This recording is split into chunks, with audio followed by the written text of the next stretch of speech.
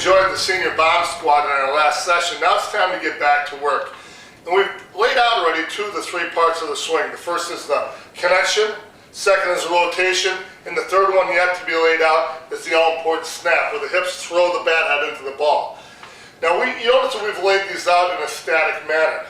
And we did that because as recreational players that don't fully understand the motions, we actually have to break it down. And this teaches us to get a good step, to bring our hands back, use the bungee cord to keep it tight, lead on back. The rotation teaches us not to chase with the upper body.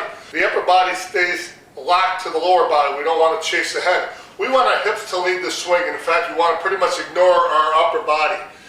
And when we start to combine those 2 static motions together, as we take our step, we want to start to come ahead enough so that we feel our weight start to come off this back leg right at the time that we're rotating our hips open and throwing our hips open.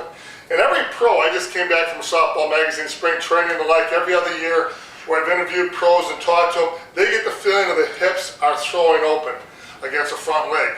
So they're simply letting themselves come ahead and then they're throwing their hips open. And this leg, of course, is a brace, and what you'll feel is this lead leg locked back as you snap the hips open. But rather than pushing off the foot the entire time like a lot of rec guys do, we want to get an initial push off the foot, but we want to really feel like this rear hip is throwing open. Like you have a fist right here and that's punching around. We want to feel that the hips are being thrown open against a front brace leg. And so if you start to combine them together and add a tempo, the tempo should start out real nice and easy because the tempo allows us to have better timing. And by tempo, I mean when we start out doing it, you have time to get to that connection and that good position as you step forward. And as you step forward and you land, you'll feel yourself start to come off the back leg. Right as your front foot's coming down, you'll feel yourself coming off that back leg. And you start out with maybe a 5% effort, real nice and slow and easy. Because you can make up your timing here. You can slow down or speed up, but if you start out real slow and easy, it's a lot easier to explode once you land on that front foot. And the hips have to throw open. You have to get the feeling of the hips throwing open because that is what really supplies the power and consistency in a rotational swing. And you can just hear the bat whip. To throw the bat head through the ball shows us that the hips are the key, they're the most important thing.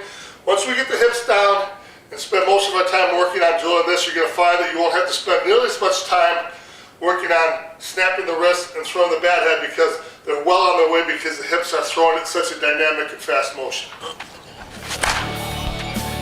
All right, I'll go ahead and get over one.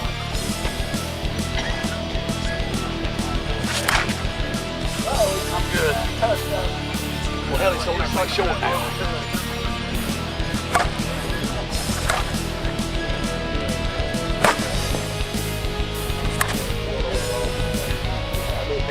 I'll say that, you got me on that one. I'll give you that.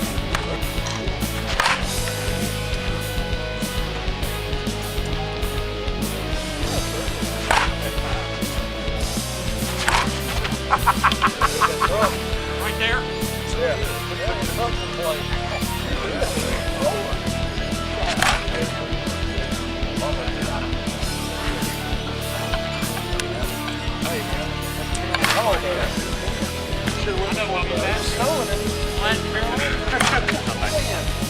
It was 2 or 3 weeks ago.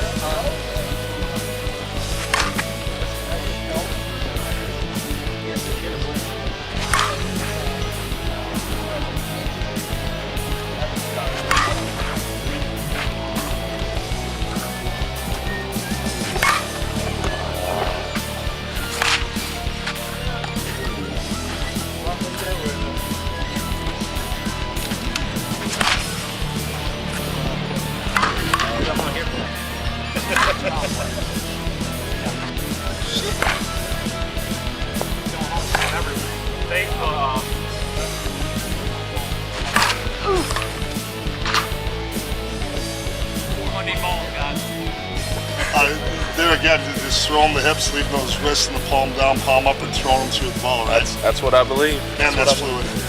Thanks, Bogey. That's what I'm thinking. Bad back at all.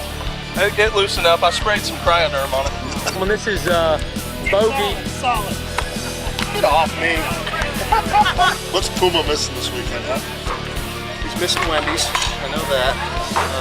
More for us to Curly eat. fries. That's right. He's definitely missing curly fries.